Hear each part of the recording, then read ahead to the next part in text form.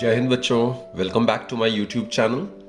बच्चों, हमारा NCERT textual numericals का सीरीज चल रहा है इलेक्ट्रोस्टैटिक्स यूनिट पे, and this is the third part, right? So we have already discussed 20 numericals based on this unit, and this is the third part where again we are suppose to discuss 10 more numericals. So let's start with the first one. Two charges 5 into 10 to minus 8 coulomb and minus 3 into 10 to minus 8 coulomb are located 16 centimeter apart. तो बच्चा ये point A मान लेते हैं और ये वाला point B मान लेते हैं. Suppose this is point B और पॉइंट ए में चार्ज है 5 into 10 to minus 8 coulomb, right? और पॉइंट बी में चार्ज है -3 इंटू 10 टू माइनस 8 कूलम. और बच्चों, इनके बीच में जो सेपरेशन है that's given to be 16 centimetre, यानी कि 0.16 मीटर. एसआई में ले रहे हैं हम, राइट? तो हमने क्या करना है, हमने निकालना है एट व्हाट पॉइंट या points, right? There can be one more than one point as well. On the line joining the two charges is the electric potential zero. अब इस लाइन में जो ये दोनों चार्जेस को ज्वाइन करे, इसमें किस पोजीशन पे नेट पोटेंशियल जीरो होगा? तो एक तो बच्चे मान लेते हैं पोजीशन ये हो सकता है. Suppose this is point P, पहला ये पोजीशन मान लेते हैं. तो अगर पॉइंट पी का डिस्टेंस अगर यहां से अगर हम x मीटर अगर मानते हैं, तो पॉइंट बी से इसका डिस्टेंस हो जाएगा 0.16 minus x metre, right? So for the potential at point A to be zero, point P to be zero, तो वी पी जो है यहां पे नेट पोटेंशियल जो है वो जीरो है. और नेट पोटेंशियल बच्चे स्केलर क्वांटिटी होता है. पोटेंशियल का formula due to a point charge क्या होता है? के क्यू बाय आर, राइट? तो K is 1/4 pi epsilon nought. ये कॉमन हो जाएगा. देन Q, इसके कारण पोटेंशियल इस पॉइंट पे, तो इट विल बी Q1. इसको Q1 मान लेते हैं बच्चे और इसको Q2 मान लेते हैं. सो Q1 by R1 plus Q2 bye R2, और ये किसके इक्वल होना चाहिए? It should be equal to zero, right? So let's keep on solving it. तो 1/4 पाई एप्सिलॉन तो कांस्टेंट, हो तो जीरो की इक्वल है नहीं, so this term must be equal to zero. तो Q1 का वैल्यू कितना है? 5 into 10 to minus 8. What about R1 बच्चे? ऑब्जर्वेशन पॉइंट का डिस्टेंस फर्स्ट वाले चार्ज से, it is x metre, plus Q2 charge कितना है? -3 इंटू 10 टू माइनस 8. इसका डिस्टेंस इस ऑब्जर्वेशन पॉइंट P से, it is minus actually 0.16 minus x metre. इसको हमने सॉल्व करना है. तो टर्म्स को अगर हम रीअरेंज करें तो 5 into 10 to minus 8 divided by x, it will be equal to, ये नेगेटिव साइन को राइट हैंड साइड ले जाओ तो इट विल बिकम पॉजिटिव. तो let's keep on solving. 10 to minus 8, 10 to minus 8 get cancelled, तो ये 5 से क्रॉस मल्टीप्लाई होगा. So which implies that 5 multiplied by 0.16 minus x is equal to 3x, right? Which further implies that 5 into 0.16, that will become 0.8 minus 5x is equal to 3x. इसको बच्चों अगर solve करेंगे तो 5x यहाँ आ जाएगा, 8x would be equal to 0.8. That is पहला जो position आ रहा है वो कितना आ रहा है? 0.1 मीटर या 10 सेंटीमीटर. तो बच्चे Q1 चार्ज से 10 सेंटीमीटर की दूरी पे, यानी कि Q2 चार्ज से 6 सेंटीमीटर की दूरी पे एक ऐसा पॉइंट होगा which will be lying between the points A and B where the net potential due to these two given charges is zero. So this is the first case, right? ये पहला situation था. Now will discuss the second scenario. अब second scenario में क्या आता है वो हम डिस्कस कर लेते हैं. अब बच्चों, सेकंड ऑप्शन भी एक्सप्लोर कर सकते हैं, राइट? ये वाला पॉइंट जहां पे नेट पोटेंशियल जीरो था, this point lies on the line joining A and B and in between that of A and B, right? अब ये वाला पॉइंट भी मान सकते हैं towards the right of charge Q2 over here, right? तो इस पॉइंट का डिस्टेंस अगर Q2 चार्ज से अगर x है तो Q1 चार्ज से कितना हो जाएगा? 0.16 प्लस x हो जाएगा, राइट? अगर इस पॉइंट पे अगर पोटेंशियल अगर जीरो होना है, पॉइंट Q पे अगर नेट पोटेंशियल अगर जीरो होना है, then what we'll do is we'll proceed in the similar manner. 1/4 pi epsilon nought, ये कॉमन हो जाएगा. क्या होगा? Q1 बाय R1, ये वाले charge 5 into 10 to minus 8 divided by इस चार्ज का डिस्टेंस यहां से, it is 0.16 plus x, plus Q2 by R2, Q2 charge कितना है, स्केलर, तो नेगेटिव चार्ज है तो माइनस से लिखोगे आप, -3 इंटू 10⁻⁸ ये चार्ज है, डिवाइडेड बाय इस चार्ज का डिस्टेंस इस ऑब्जर्वेशन पॉइंट से, दैट इज x, और नेट पोटेंशियल पॉइंट Q पे 0 है, तो it will be equal to 0, right. तो इसको अगर हम सॉल्व करें further, what we get is, ये वाला कांस्टेंट तो 0 के इक्वल है नहीं, isn't it. So what we do is 5 into 10⁻⁸ divided by 0.16 plus x, इस टर्म को उस तरफ ले जाओ तो we get 3 into 10⁻⁸ divided by x। 10⁻⁸, 10⁻⁸ get cancelled, cross multiply करते हैं तो ये आ जाएगा 5x, it would be equal to 0.16 into 3, it will be 0.48 plus 3x, which further implies that 3x को यहां ले आओगे तो 2x हो जाएगा 0.48, और बच्चों x it would be equal to 0.24 metre. तो इसका डिस्टेंस कितना होगा यहां से 0.24 मीटर। सो अगर ये 0.24 मीटर है तो Q1 से डिस्टेंस कितना होगा 0.24 plus 0.16, that is 0.4 metre, right. So this is the second option. So therefore in this case point Q lies at a distance कितना हो जाएगा 0.16, ये तो है ही है, यहां से लेके यहां तक 0.16, यहां से लेके यहां तक हमने निकाला 0.24, so which is 0.4 metre from Q1 towards right. So these are the 2 points where the net potential due to the 2 given charges is 0. अब बच्चों अगला क्वेश्चन करते हैं। इसमें दिया हुआ एक रेगुलर हेक्सागोन है। रेगुलर मतलब it will consist of 6 equilateral triangles, each of side 10 centimetre, her side जो है वो 10 सेंटीमीटर है, and has a charge of 5 microcoulomb at each of its vertices. ये 6 वर्टिसेस है, हर एक में चार्ज जो है वो सेम है, each being equal to 5 microcoulomb, right. We are suppose to find out the potential at the centre. अब बच्चे यहाँ पे हर चार्ज का जो डिस्टेंस है centre of a regular hexagon से वो सेम होगा, because charges are situated at the vertex, और रेगुलर हेक्सागोन में जो वर्टेक्स का जो डिस्टेंस होगा सेंटर ऑफ द हेक्सागोन से that will be same, right. तो एक चार्ज के कारण जितना पोटेंशियल होगा सेंटर में, उतना ही बाकी चार्जेस के कारण भी पोटेंशियल सेंटर पे सेम ही होगा। तो जो नेट पोटेंशियल होगा eight the centre of the hexagon, it will be equal to 6 times the potential at the center due to a single charge, right। तो सिंगल चार्ज के कारण जो पोटेंशियल होता है उसका फॉर्मूला में पता ही है बच्चों क्या होता है, it is 1/4 pi epsilon Q by R। R जो हो जाएगा वो डिस्टेंस हो जाएगा, राइट। तो इसी में आपने वैल्यू सब्सटीट्यूट करना है। So what we get is 6 into 1/4 pi epsilon का वैल्यू होता है 9 इंटू 10⁻⁹। चार्ज जो दिया हुआ है 5 माइक्रोकूलम, 5 माइक्रो इज 10⁻⁶। और बच्चों ये जो डिस्टेंस दिया हुआ है आर, जो डिस्टेंस है it is given to be 10 centimetre, तो it will be equal to 0.1 metre, right. तो इसको आपने सॉल्व करना है। तो net potential at the centre of the hexagon would be equal to, check करो जरा, 9 6 54, 54 into 5 that will give us 270, और यहाँ पे आएगा 0.1, तो ये ऊपर जाएगा 10⁻10 हो जाएगा 10⁻4, तो ये आ जाएगा बच्चों। इसको सॉल्व करना, you should get 2.7 into 10⁻6 volt. So this will be the answer. बच्चों अगला क्वेश्चन करते हैं हम। A spherical conductor of radius 12 centimeter has a charge of 1.6 into 10⁻⁷ coulomb distributed uniformly on its surface।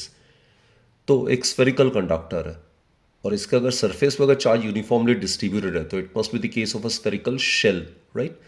तो this is suppose a spherical shell of radius capital R, और इसमें charge जो है वो uniformly distributed है यहाँ पे इसके surface पे। तो यहाँ पे सरफेस चार्ज डेंसिटी आ जाएगा 2 dimensional case. So this is the case of a shell, charge Q is uniformly distributed over its surface. आपने निकालना है electric field inside this sphere, outside this sphere, and just outside the sphere and at a point 18 centimeter from the center of the sphere. R जो है वो 12 centimetre है, तो 18 centimetre कहीं यहाँ पे लाई करेगा, राइट? ये मान लेते हैं एक आउटसाइड पॉइंट है, तो दिस इज पॉइंट पी मान लेते हैं. So this is given to be 18 centimetre.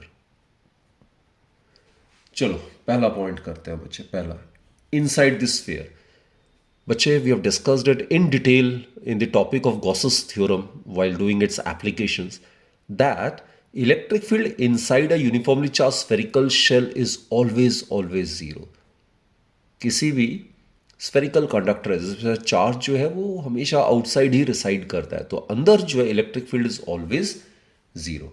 So E inside is always equal to zero as the charge resides on the surface of the conductor, right? Second part करते हैं बच्चे. Just outside the sphere. Just का मतलब we can consider the observation point to be lying on this sphere. तो यहाँ पे जो distance होगा वो सेम होगा, right, as that of the radius. और आपको पता है electric field due to uniformly charged spherical shell वो अंदर जीरो होता है, सरफेस में मैक्सिमम होता है, और अगर जब ऑब्जर्वेशन पॉइंट को बाहर लेते हैं तो वो इनवर्स स्क्वायर लॉ ओबे करेगा. In that case it will behave as if the entire charge on this surface is concentrated at its centre, right? तो पॉइंट बी पे electric field is maximum surface पे, and it is given by 1/4πε, जितना charge है, divided bye, इसमें क्या लोगे, ये वाला डिस्टेंस लोगे आप, ठीक है? सरफेस पे अगर ऑब्जर्वेशन पॉइंट है तो चार्ज को आप सेंटर मानोगे, तो distance of the net charge constant at the center and the surface would be capital R. तो यहाँ पे ये वाला फॉर्मूला लग जाएगा. So let's substitute the values. 1/4πε का वैल्यू होता है बच्चों 9 into 10 raised to power 9. Charge is given to be 1.6 into 10 raised to minus 7 coulomb, right? Divided by R square. Radius कितना है इसका? 12 centimetre. So don't forget to convert it in metre. 12 into 10 to -2 metre हो जाएगा और इसका whole square हो जाएगा. तो बच्चों इसको आप इजीली सॉल्व कर सकते हो. तो इसको अगर आप सॉल्व करोगे what you get is 10 raised to power 5 newton पर coulomb. So this is the maximum value. The electric field at a point on the surface due to a uniformly charged spherical shell is maximum. Inside it is zero. And this forms the principle of electrostatic shielding, which you must be remembering, right? These all are the topics which we have done in detail while doing that particular chapter.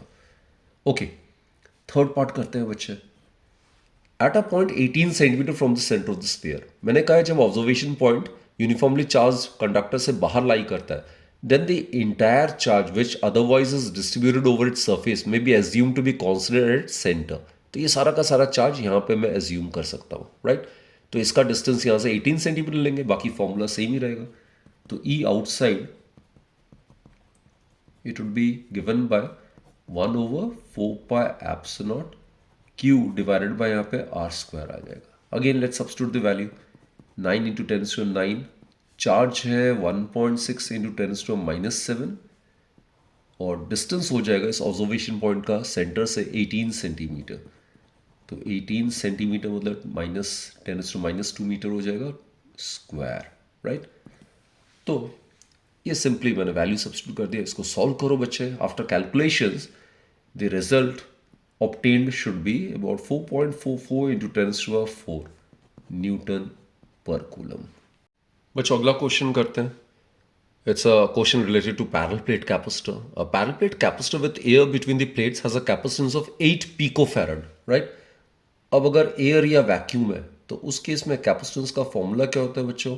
Apps nought A by D. This is the formula for the capacitance of a parallel plate capacitor. और इसका value कितना दिया है? 8 पिकोफैरड.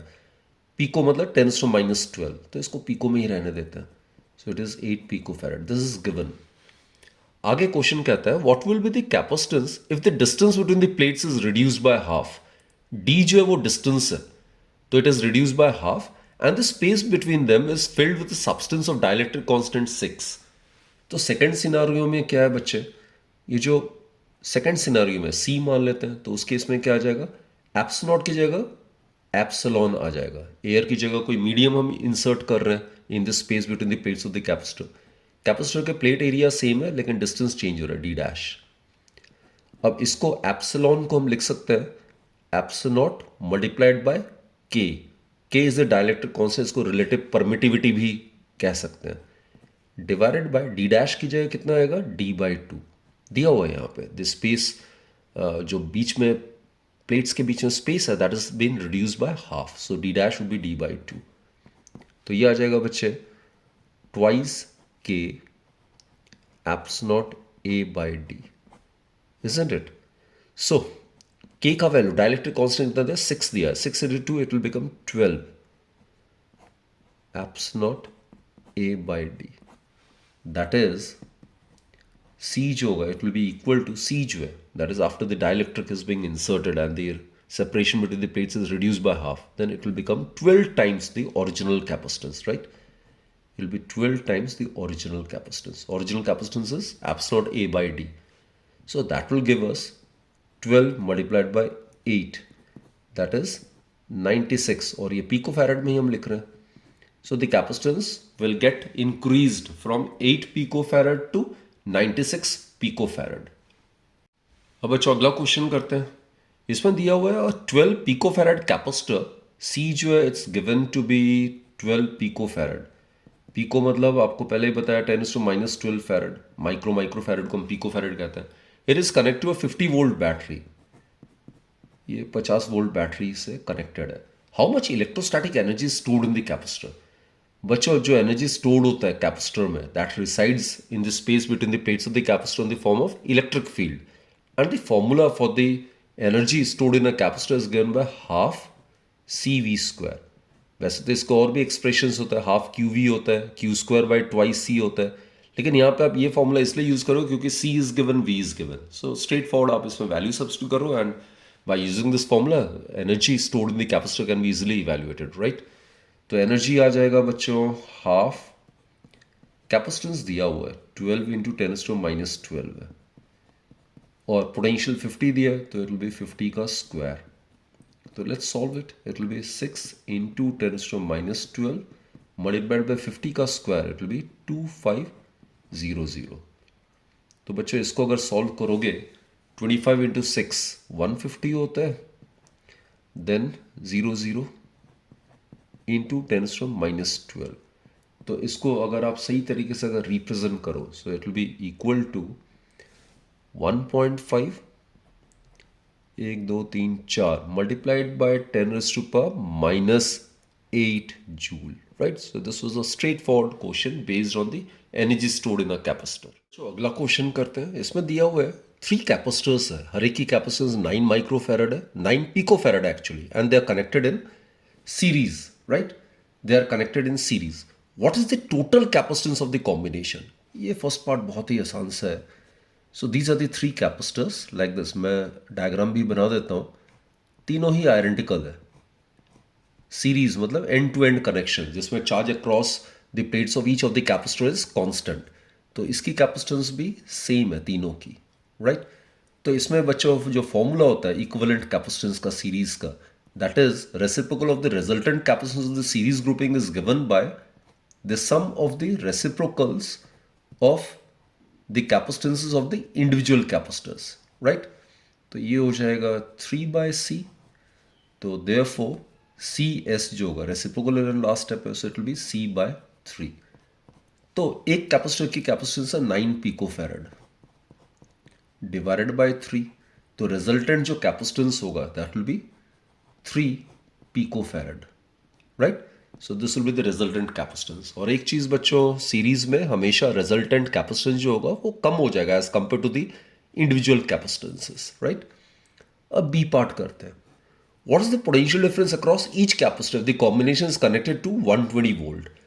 अब इसका जो resultant है ऐसे कर सकते हैं हम. इसका रिजल्टेंट CS है and it is found to be 3 picofarad. और बच्चों इसको रिजल्टेंट को कितना पोटेंशियल डिफरेंस दिया, 120 वोल्ट, राइट. तो what you do is net potential पता है, नेट कैपेसिटेंस पता है, तो नेट चार्ज निकाल सकते हैं हम. तो Q किसके इक्वल होता है, CV के इक्वल होता है. तो चार्ज कितना होगा 3 पिकोफैरड, 3 इंटू 10⁻12 मल्टीप्लाइड बाय 120. तो ये हो जाएगा 12 3 36 इंटू 10⁻⁻11 कूलम, ये चार्ज होगा. Now students look, charge across the plates of each of the capacitor would be constant, right? हर एक प्लेट के अक्रॉस जो चार्ज होगा अगर वो सीरीज में कनेक्टेड है तो वो कांस्टेंट होगा. तो फॉर ईच कैपेसिटर हमें हर एक कैपेसिटर का कैपेसिटेंस पता है, चार्ज पता है, तो पोटेंशियल निकाल सकते हैं. Charge across each of the capacitor would be 36 into 10⁻11 coulomb, right? Capacitance of each capacitor is 9 picofarad, that is 9 into 10⁻12 farad. So therefore, potential across each capacitor, it would be equal to Q by C. So Q है 36 into 10⁻11 और ये हो जाएगा 9 into 10⁻12. तो ये हो जाएगा बच्चे 4 और ये ऊपर जाएगा 10 बचेगा, तो it will B 40 volt. So the potential difference across the plates of each of the capacitor is 40 volt. और बच्चों देखो यहाँ अगर 40 वोल्ट है, यहाँ 40 है, यहाँ 40 है, तो सीरीज में नेट पोटेंशियल होता है V1 plus V2 plus V3. सो 40 प्लस 40 प्लस 40 120 आ जाएगा रिजल्टेंट जो पोटेंशियल डिफरेंस है. तो उस तरीके से भी आप इसको वेरीफाई कर सकते हैं. अब बच्चों अगला क्वेश्चन करते हैं. 3 capacitors of capacitance 2 picofarad, 3 picofarad and 4 picofarad are connected in parallel. तो parallel में capacitors are connected across in such a manner that they are connected between the same 2 points, so that the potential difference across the plates of each of the capacitor is same as that of the applied voltage. तो देखो ये तीनों के तीनों capacitors जो है they are connected between the points A and B. तो ए और बी के अक्रॉस जो पोटेंशियल डिफरेंस है वो कांस्टेंट होगा और उतना ही वोल्टेज होगा हर एक कैपेसिटर प्लेट्स के अक्रॉस, इजंट इट? चार्ज यहाँ पे डिफरेंट होगा.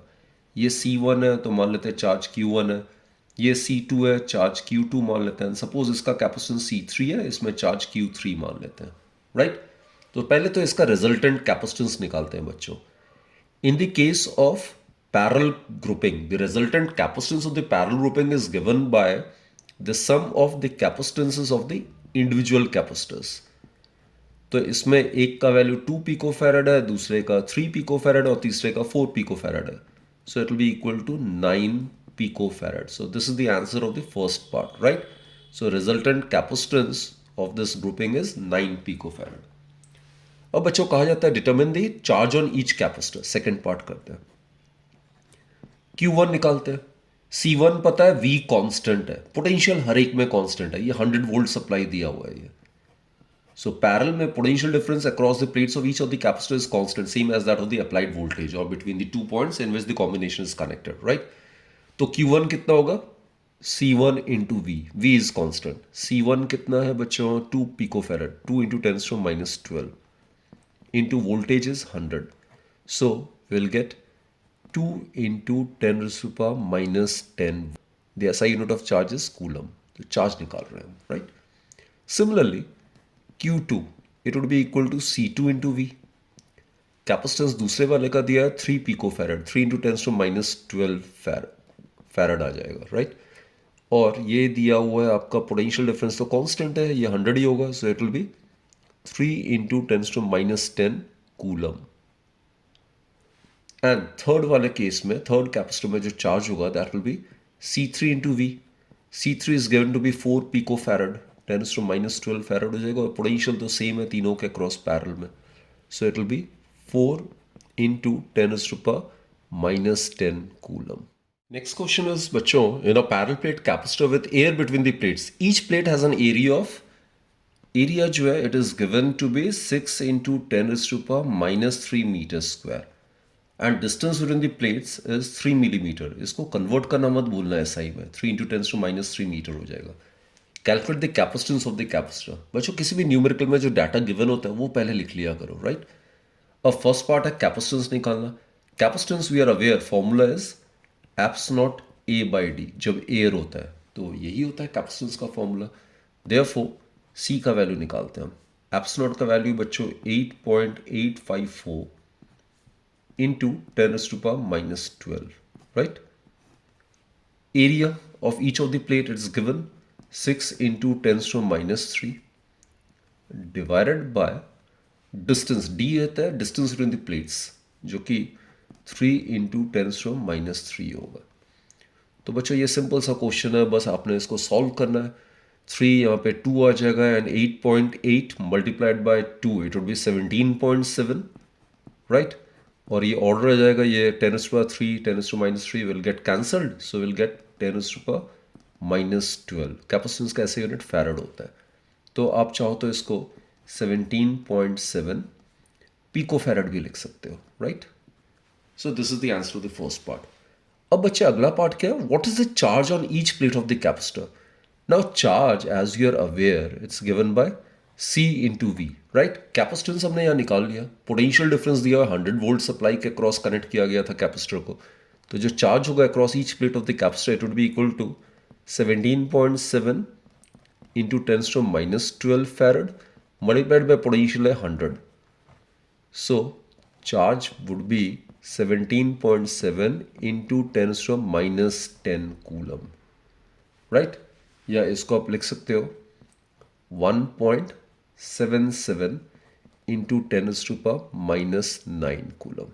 So this is the charge on each plate of the capacitor. Next question बच्चों करते हैं, explain what would happen if in the capacitor given in the above question, ये वाला data हमने use करना है, a 3 millimeter thick mica sheet of dielectric constant 6 were inserted between the plates. अब बच्चों इसमें दिया हुआ था ये प्लेट्स है और इसके बीच में सेपरेशन ऑलरेडी दिया 3 मिलीमीटर है। So this is given to be 3 mm। और बच्चों यहाँ पे देखो ये सारा का सारा स्पेस जो है, सारा का सारा स्पेस, आई मीन 3 मिलीमीटर जो स्पेस है it is occupied with a thick mica sheet. तो ये पूरा का पूरा स्पेस जो है वो माइका शीट से ऑक्यूपाई कर दिया गया। और इसकी डाइलेक्ट्रिक कांस्टेंट जो है that is given to be 6। हमें पता है कि जो कोई भी मीडियम अगर हम इंसर्ट करते हैं, पूरी तरीके से फिलअप करते हैं स्पेस को, then it will be equal to K times the original capacitance, right. So K times original capacitance आपको पता ही है, it is eps not A/D। इसका वैल्यू बच्चों ऑलरेडी हमने पहले ही निकाला हुआ है। इसका वैल्यू K का वैल्यू तो 6 है और एप्स नॉट A/D का वैल्यू प्रीवियस क्वेश्चन में ही हमने किया हुआ है। So it is 17.7 pico farad. बच्चों अब इस चार्ट को कंप्लीट करने से पहले ओरिजिनल केस में, यानी कि जब कैपेसिटर प्लेट्स के बीच में एयर है तो उसकी एनर्जी क्या होगी वो हम कैलकुलेट कर लेते हैं। तो एनर्जी किसके इक्वल होता है, it is equal to half CV²। Half original capacitance in the case of air कितना था बच्चों, 17.7 pico farad 10⁻12। Potential difference 100 volt था तो ये हो जाएगा 10⁻4 और इतना जूल हो जाएगा। So it will be equal to, इसको अगर आप करते हो so it will be equal to 17.7 divide by 2 it will be equal to 8.81 multiplied by 10⁻⁻8 joule. This the original energy, this the original capacitance, this the original charge, right, जब plates के बीच में air या vacuum है। तो बच्चे देखते हैं in the absence of dielectric original charge कितना था, इट इज चार्ज जो ओरिजिनल था it is 1.77 into 10⁻⁻9 coulomb, right. Original potential difference कितना था बच्चों, 100 वोल्ट, ये दिया हुआ है। इलेक्ट्रिक फील्ड कितना होगा, electric field is equal to क्या होता है, potential difference divide by distance between the plates. Distance between the plates is 3 millimetre, it's given. तो इलेक्ट्रिक फील्ड हो जाएगा 100 डिवाइड बाय 3 इंटू 10⁻³ तो ये हो जाएगा, इसको अगर सॉल्व करोगे तो you will gate 33.3 multiplied by 10⁻³ volt पर मीटर या न्यूटन पर coulomb, right. Capacitance original case में ये ऑलरेडी हम कैलकुलेट कर चुके हैं। ओरिजिनल केस में कैपेसिटेंस था 17.7 पिको फैराड। और बच्चे एनर्जी क्या था ओरिजिनल केस में, ये भी हम कैलकुलेट कर चुके हैं। ओरिजिनल केस मतलब in the absence of dielectric, that is when the space between the plates of the capacitor is filled with air or vacuum. So energy जो था that is 8.81 into 10⁻⁻8 joule, right? So this was it. अब देखते हैं voltage supply remain connected. अब voltage जब तक connected है तो वोल्टेज तो कांस्टेंट ही होगा, पोटेंशियल डिफरेंस। अगर पोटेंशियल डिफरेंस अगर कांस्टेंट है तो इलेक्ट्रिक फील्ड भी कांस्टेंट होगा। तो जितना यहाँ था यहाँ पे भी उतना ही होगा, 33.3 इंटू 10⁻³ वोल्ट पर मीटर। अब बच्चे चार्ज क्या होगा? चार्ज जो होता है C इंटू वी होता है, इजंट इट? अब कैपेसिटेंस जो है वो तो आपको पता ही है, K टाइम्स बढ़ जाता है। तो इस केस में कैपेसिटेंस कितना आया था डाइलेक्ट्रिक के फिलअप करने से? It is 106.2 pico farad. अब चार्ज की बारी आती है, Q डैश। क्या लिखेंगे हम? C dash into V dash. तो इसको अगर करेंगे तो ये भी K टाइम्स बढ़ जाता है एक्चुअली। तो K times that of the original charge. तो इसको आपने 6 से मल्टीप्लाई कर देना है, right? So that comes out to be about 10.62 multiplied by 10⁻⁻9 coulomb, right? अब एनर्जी की बारी आती है। बच्चे एनर्जी होता है half CV²। Capacitance K times बढ़ गया, पोटेंशियल कांस्टेंट है, तो ये K टाइम्स ही होगा, K times the original energy. तो ये जितना भी एनर्जी है इसको डाइलेक्ट्रिक कांस्टेंट यानी कि 6 से मल्टीप्लाई करते हैं। Dielectric constant of the mica sheet is given to be 6। तो इसको अगर 6 से मल्टीप्लाई करते हैं we get 52.86 into 10⁻⁻8 joule, right? तो ये सारे फिजिकल क्वांटिटीज हमने निकाले when the voltage supply remain connected. अब देखते हैं कैपेसिटर प्लेट्स के बीच में जो स्पेस है सारा का सारा माइका शीट ने ऑक्यूपाई कर लिया, और अब हम सप्लाई को डिस्कनेक्ट कर देते हैं।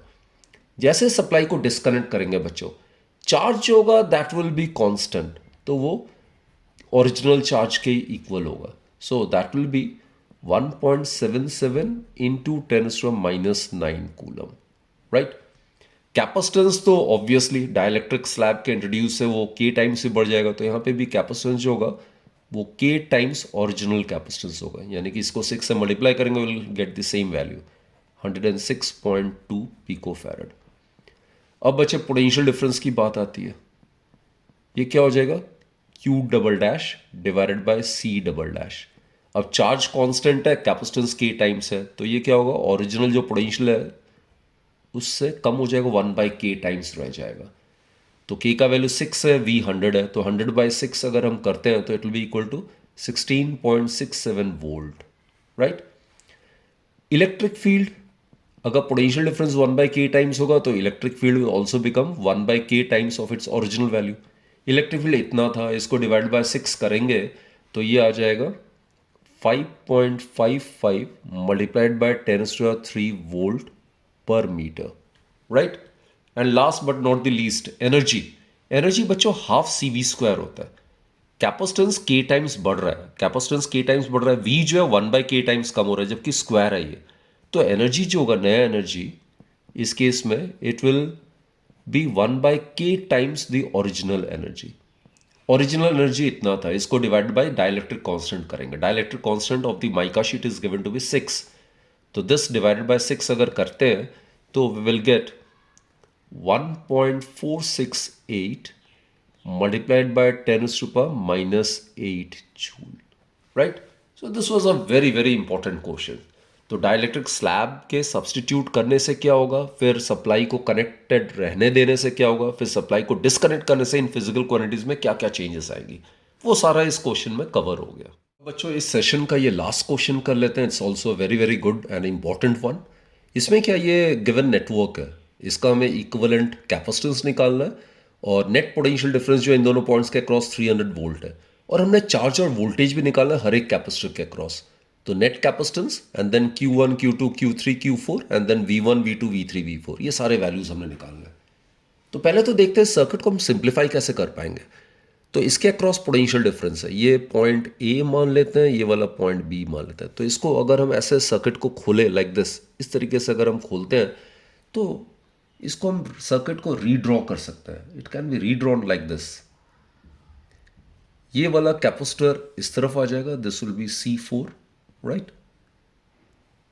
एंड देन ये वाले दोनों जो है 200 पिको फैरड, ये इस तरीके से आ जाएगा। This is C2, this is C3, और ये इसके पैरेलल में ये C1 कनेक्टेड होगा। तो पूरे सर्किट को आप इस तरीके से रीड्रॉ कर सकते हो। दिस इज C1, और ये वाला पॉइंट है, इसको अगर ऐसा स्ट्रेच करेंगे this point will be B, right?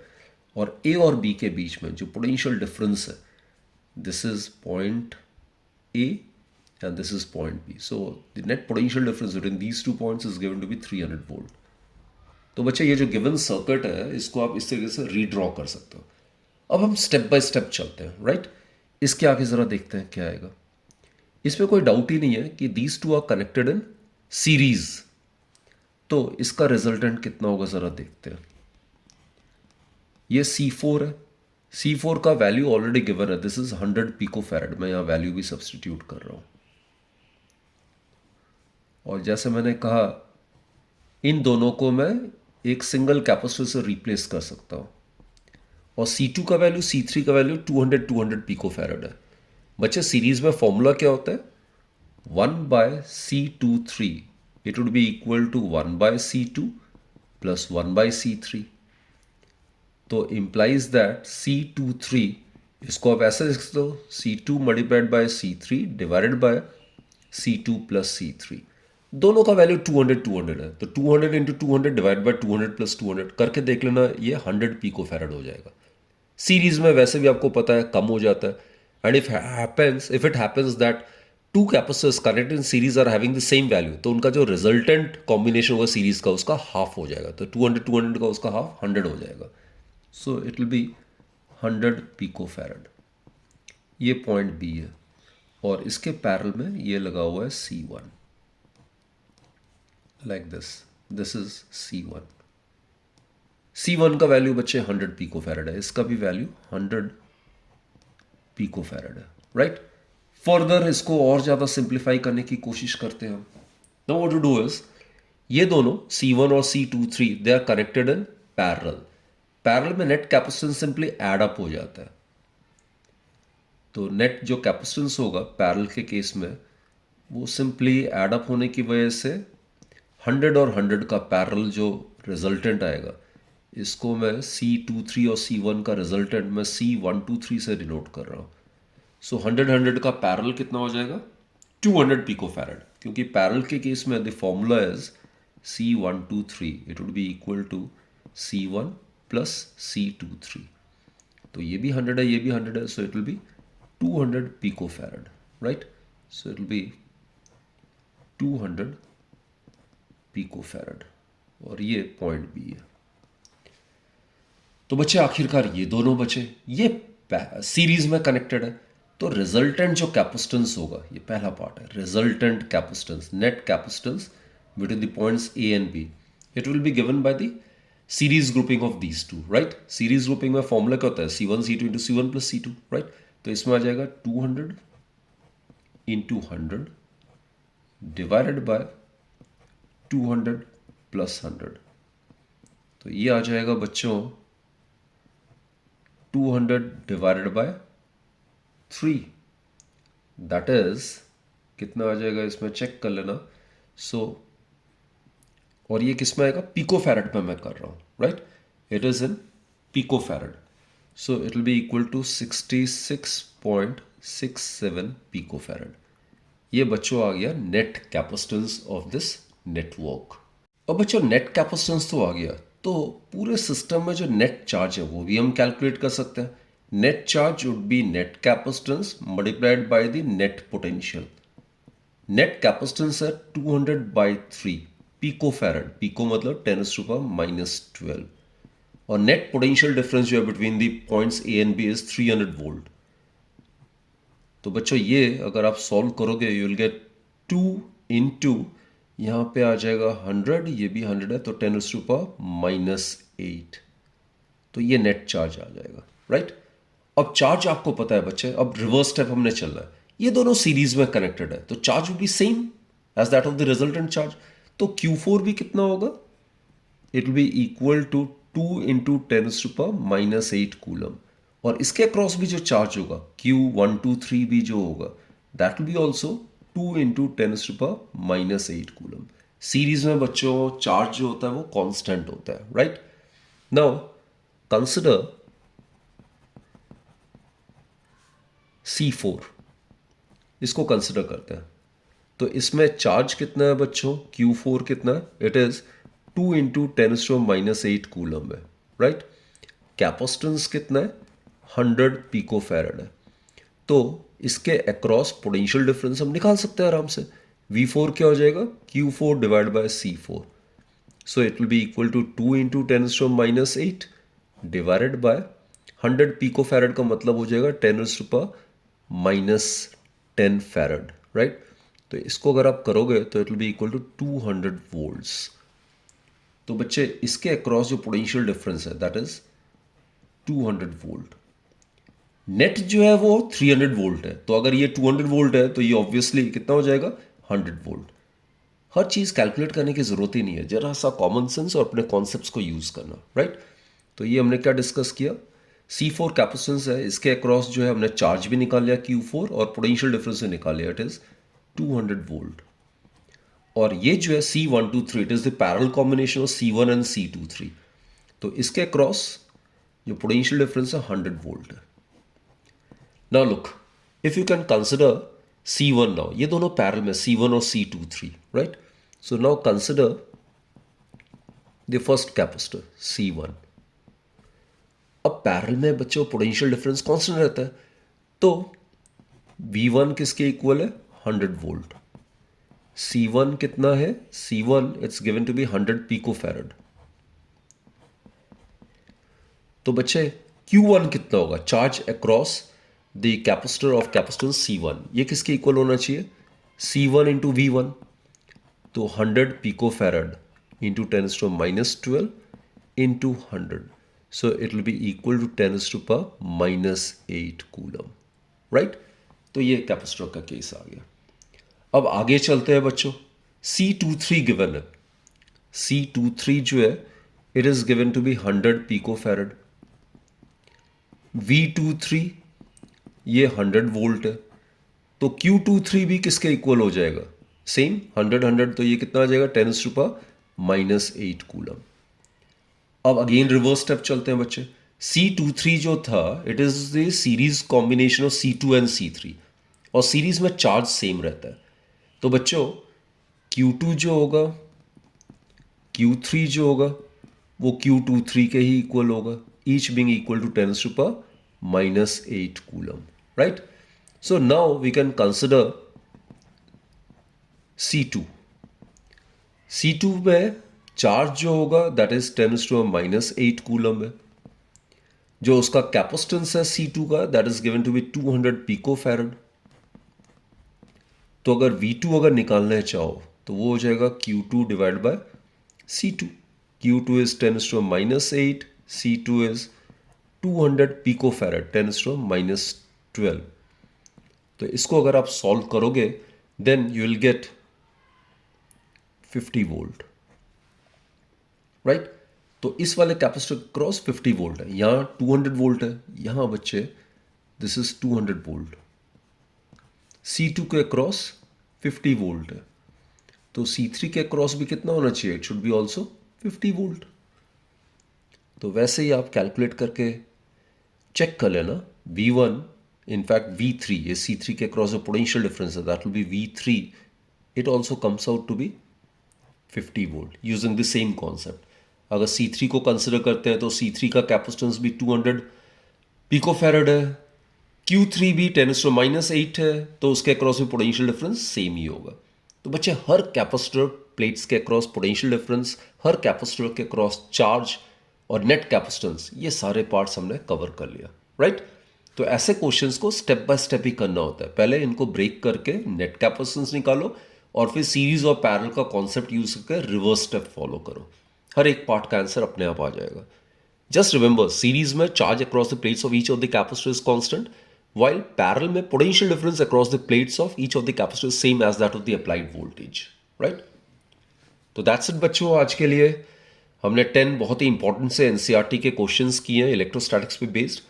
तो होपफुली आप इसको रिवाइज करोगे और इसके अलावा भी कुछ एडिशनल क्वेश्चंस भी आपने करने हैं प्रैक्टिस के लिए, right. So wishing you all very very best, do take very good care of your health and wishing you all a very happy learning. Keep watching my videos.